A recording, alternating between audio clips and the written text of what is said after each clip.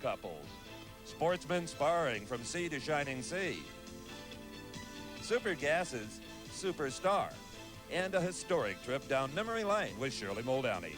From National Trail Raceway, home of the Budweiser Springnationals, these stories and more on this edition of NHRA Today.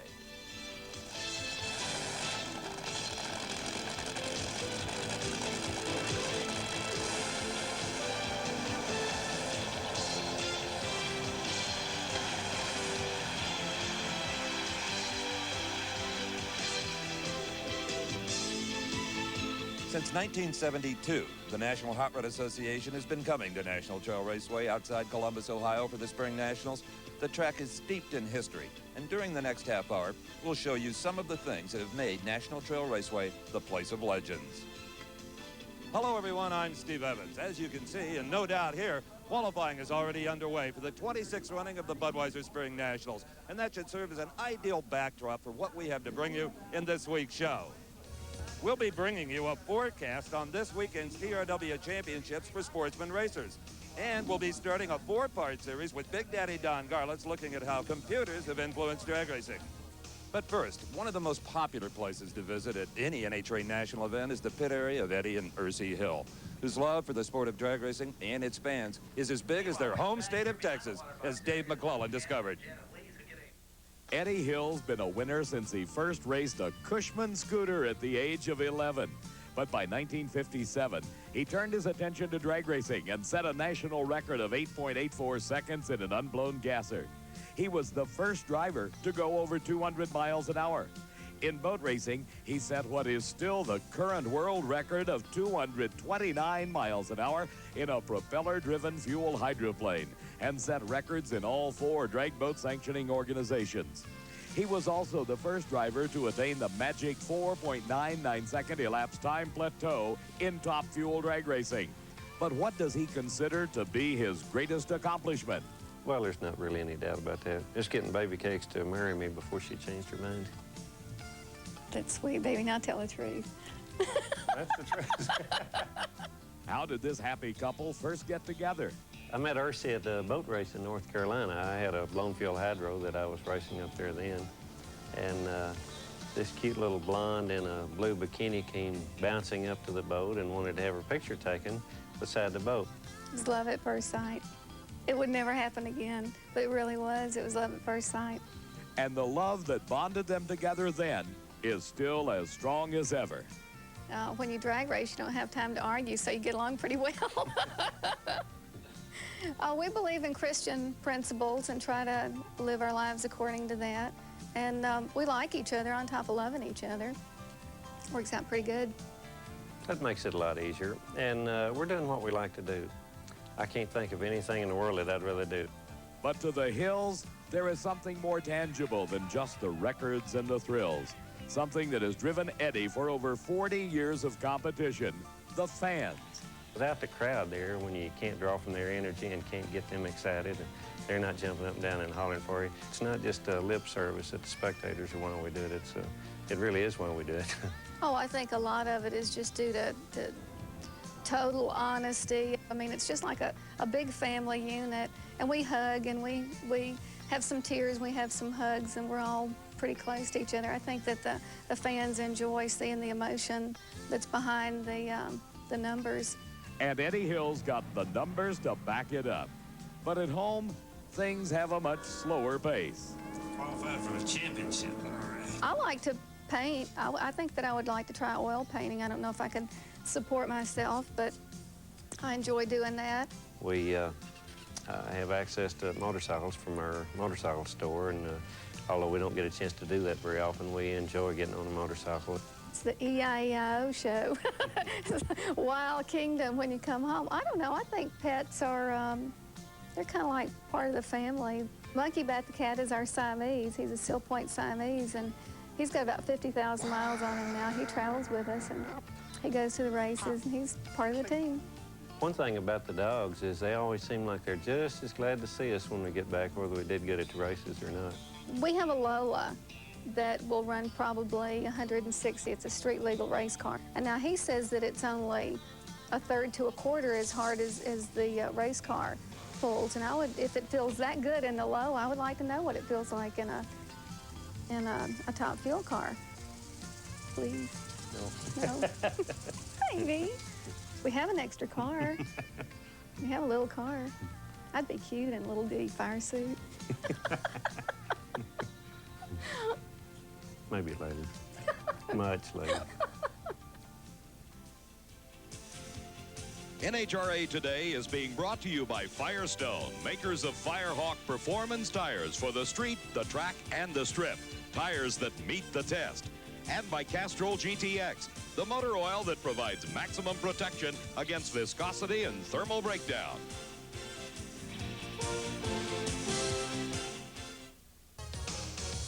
For years, racers have commented on National Trail Raceway being short. Now, they weren't talking about the competition distance of 1,320 feet, but the shutdown area was shorter than other tracks, and that occasionally led to some wild rides into the sand pit.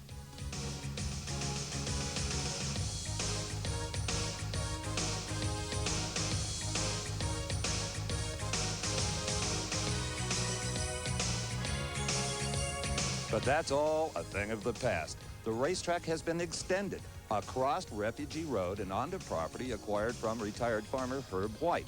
Plus, the fine constables of Union Township do a great job of controlling traffic in both directions to make sure everything is absolutely safe. And rather picturesque down here as well. But you know, this is not the only NHRA-sanctioned track with interesting surroundings, as our Sportsman reporter Bob Frey found out. Winston Drag Racing Series events are held in major American cities like Indianapolis, Dallas, Denver, Houston, Phoenix, and Yakima, Washington. And while Renegade Raceway may seem like it's out in the middle of nowhere, believe me, some of the top sportsman racers in the country are here for this Division 6 Winston Drag Racing Series event. What the racers found at Renegade Raceway was a weekend of some of the most bizarre weather on record, as cold rain and blistering sunshine took turns playing havoc with track conditions. It was the kind of weekend that called on experience to yield good results. And in the stock eliminator final, Cal Method in the far lane used his 30-odd years of experience to good advantage over Rick Johnston. Everybody's competitive now. It used to be that, you know, if you had a little edge on the index or whatever, you could win pretty easy. But now everybody's on the index, and it's much more driver than it is car. In Superstock, don't look now, but there's a hot streak tearing up West Coast divisional racing as Seattle's Jeff Lane took its third Winston Drag Racing Series win of the season by defeating veteran Rob Robinson. But just when it seemed that the weather gods would continue to smile down on Division 6, the skies turned cold and gray, forcing a delay in the proceedings. We're going to kind of hang around here for a little bit and kind of tough this weather out. We're getting a little rain on us right now, but and sunshine at the same time. I'm getting rusted and sunburnt.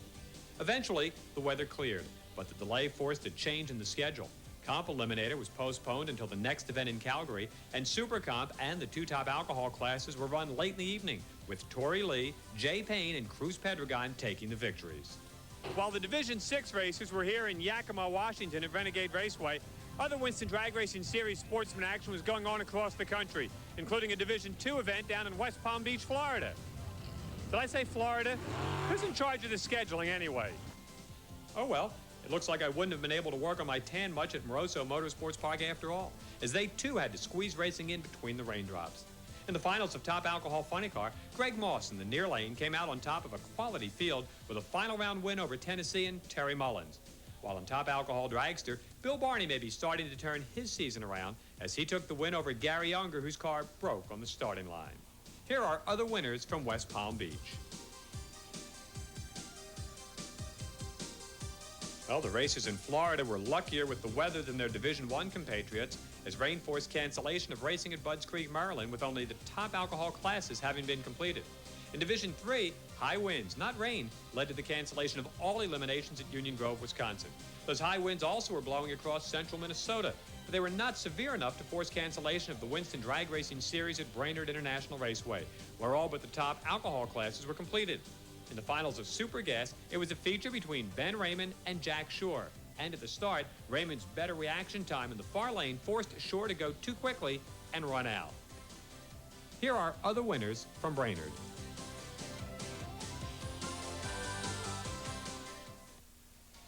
The victory by Sheldon Gecker at last weekend's event in Brainerd is the latest in a string of successes for the Milwaukee, Wisconsin driver. Many of those results have come in the always competitive Super Gas class.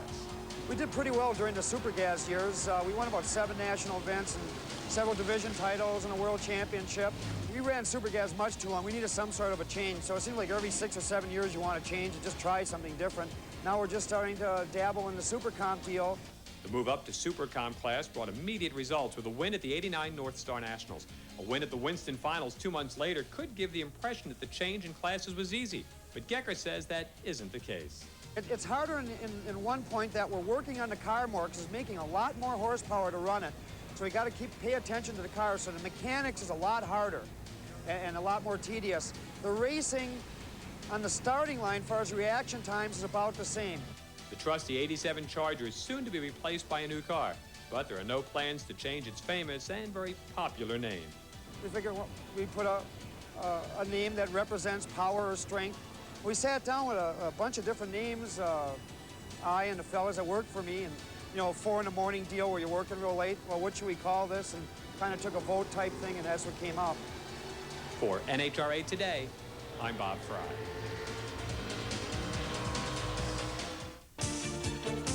Well, as Bob Frey just reported, sportsman racing was definitely curtailed last weekend by the weather. But here at National Trail Raceway, they've got a rain insurance policy. It hangs right on the tower at the home of the Budweiser Spring Nationals, the Moosehead. Ben Rader, you and your family have been running this wonderful facility for a quarter of a century. But tell us about the legend of the Moose. Well, Steve, my father shot the Moose back in 1960. We built the track in '64, and of course we had no place to put the stuffed moose head except on the 2nd floor of the tower. In 1972, the Spring Nationals came here, and we moved it outside, hoping it would be our anti-rain moose. Let's hope it can pull off its trick one more time. Oh, we sure hope so, Steve. And so do all the sportsman racers here competing this weekend in the TRW All-Star Showdown, a companion event to the Budweiser Spring Nationals. Now, meteorologists, they tell you how hard it is to predict the weather. They ought to try to predict a drag race. So we thought we'd put our sportsman expert, Bob Frey, right on the spot and see if he can pick the winners of the TRW All-Stars before that competition begins. Now as I gaze into my crystal ball. Well, so it's not a crystal ball. We're on a budget, what can I tell you? But I think it's time for Frey's Fearless Forecast. Let's take a look and pick some winners for the TRW race in Columbus, Ohio. Let's start out with the top alcohol dragster category, where you've got defending champion Timmy Baxter running for Division 5. Earl Datweiler has already won at Indy. Amarillo and Topeka both went to Tommy Conway, and Corey McClanathan punched them all out at Arizona earlier this year. It's a pretty tough field of cars, but I like that Big Mac. Look for Corey McClanathan to win it all in top alcohol dragster. In top alcohol funny car, you've got a magnificent field, including 3-time champion Pat Austin serving as a blocker for Division 6. Englishtown winner Arnie Karp, Amarillo champ Hugh Kelly, and 3-time winner this year Danny Townsend, all leading the charge into the top alcohol funny car class. But I'll tell you what, I like the dark horse. I like that Bucky Austin to win it all in top alcohol funny car in the TRW race. Competition Eliminator might be the most competitive field of the TRW shootout in Columbus, Ohio. Got some great running cars, including former world champions Garley Daniels and Billy Meropoulos. Jim Waters, the defending champ, and he carries the Division 6 colors into battle, but I like the home track advantage. Frey's Fearless Forecast, look for Division 3 runner Stevie Ambrose to win it all at the TRW race in Columbus. In Superstock Eliminator, Mike Trumbull out of Division 4 will try to make it 2 TRW wins in a row. He'll get a strong test from Atlanta champ Mike Crutchfield, Arizona kingpin Val Hedworth, and Greg Stanfield, who has won both at Memphis and at Houston. Frey's Fearless Forecast for the TRW champion in Superstock, Val Hedworth out of Division 7. In stock eliminator competition, Ron Gary seems to be unbeatable, winning Memphis, Baton Rouge, and Amarillo already on the 1990 season.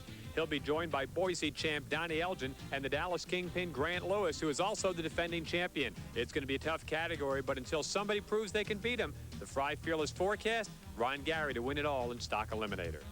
Super Comp Eliminator is going to be a battle between the dragsters, the roadsters, and the full-bodied machines, including that of defending champ Bruno Massel out of Division 3. Atlanta and Baton Rouge champ Kurt Dameron brings his multicolored roadster in to do battle with the best of the 890 cars. But I'll tell you what, I like that Jegs car. Look for the slick roadster of Mike Coughlin to win it all in front of the home crowd in Super Comp Eliminator. Super Gas will be a battle of the best 990 cars the country has to offer, including defending champ Vic Singer out of Division 1. Terry Sullivan has been really on a roll, winning Dallas, Baton Rouge, and State Capital Dragway. And the big question is, can anybody beat Sullivan's Division 4 car? I think the answer to that is yes. Fry's Fearless Forecast and Supergas, look for the yellow car from Division 6, Mike Ferderer, in a close race against Division 2's Phil Love. In Super Street, Gary Erickson comes in not only as defending champ, but also as defending Spring Nationals champ. That's right, he won them both last year. Will he be tired after the 50-hour drive in from Renegade Raceway? We'll find out. He'll get a tough challenge from Michael up for the Division 5 car. Also, Bakersfield champ Blair Wallace and state capital winner Robert Turner. Fry's Fearless Forecast to win it all in Super Street for Division 5. Look for Mike Lupfer. So that's the way I say it for Fry's Fearless Forecast for the TRW race in Columbus, Ohio. If I'm right, I'll take all the credit. If not, blame it on the crystal ball. Castrol presents the GTX Pipeline, the latest news from the world of drag racing. 3 weeks ago at the Cajun Nationals, the brand new Ford Probe of Bob Glidden was set for its competition debut. But the car failed to pass tech inspection and has not been seen since. We went looking for the inside story. Bob, using the 89 car, show us what was wrong. Well, on the 90 car, the molding was put on the carbon fiber as such that it looked like the nose or the front end of the car was drooped compared to the door. Jerry Haas Race Cars, who is the builder of our chassis, actually took the car back and put the molding on the front end so that it lined up with the door and the rest of the car. When will we see that car? I think we'll have that car in Montreal.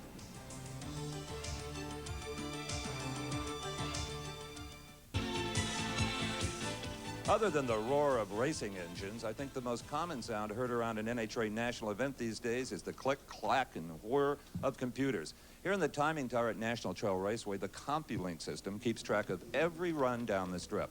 Over in the press room, computers print out results as reporters pound away on their keyboards. And in the pits, every top-line team has a computer on their race car and installed in their trailer. So we began to wonder, how have computers changed the sport of drag racing?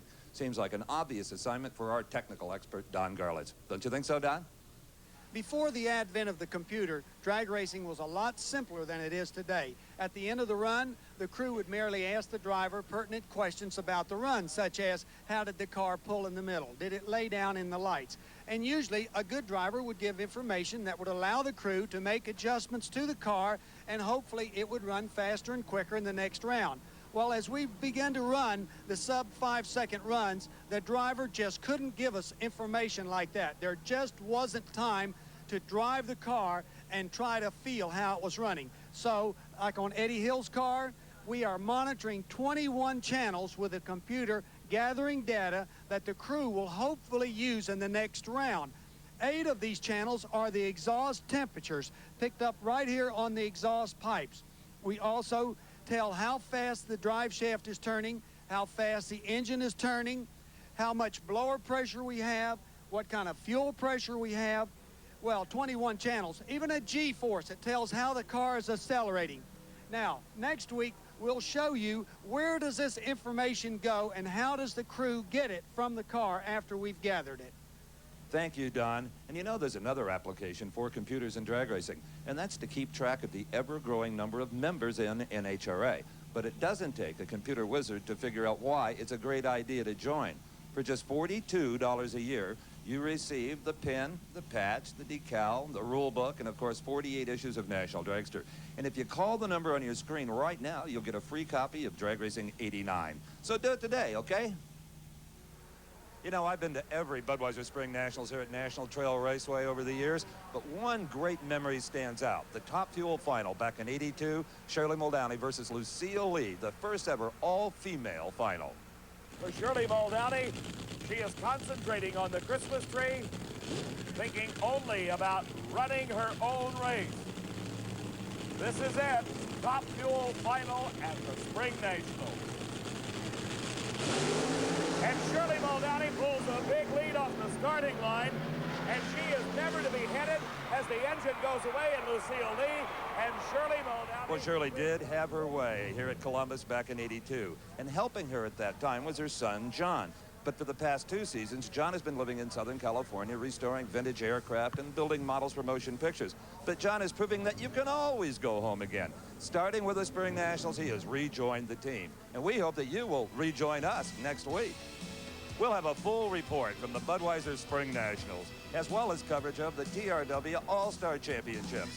And as a Father's Day treat, you'll meet George Hoover, the 86-year-old patriarch of drag racing. So for Dave McClellan and Don Garlitz and Bob Frey, I'm Steve Evans, thanking you for joining us on NHRA Today. And we leave you with the first pictures of the exquisite lounge in the brand new Shirley Muldowney Larry Minor trailer. A marble stairway and Waterford Crystal. NHRA Today has been brought to you by Castrol GTX, engineered for today's smaller cars, and by Firestone, makers of Firehawk performance tires for the street, the track, and the strip, tires that meet the test. Promotional consideration provided for and a fee paid by this special offer from Diamond P. For years, you've all loved Diamond P Sports Home Video, Decade of Thrills, the ultimate drag racing experience. Well, I've got some great news. Don Perdomo and I are back with the all-new 90-minute Decade 2, the thunder of the 80s. Eddie Hill cracks the fours, then flies away. Connie Coletta marches past 290. Ed McCullough and John Collins will never forget the Cajun Nationals of 84, nor Kenny Bernstein, Maple Grove, PA, 87. Glidden won his 50th and his 75th in the same decade. It's all in Decade of Thrills, too. To get your copy, send $24.95 to the address on your screen, or better yet, call 1-800-767-1600. Visa and MasterCard accepted, no CODs. Call now, 1-800-767-1600. NHRA Today has been a presentation of Diamond P Sports.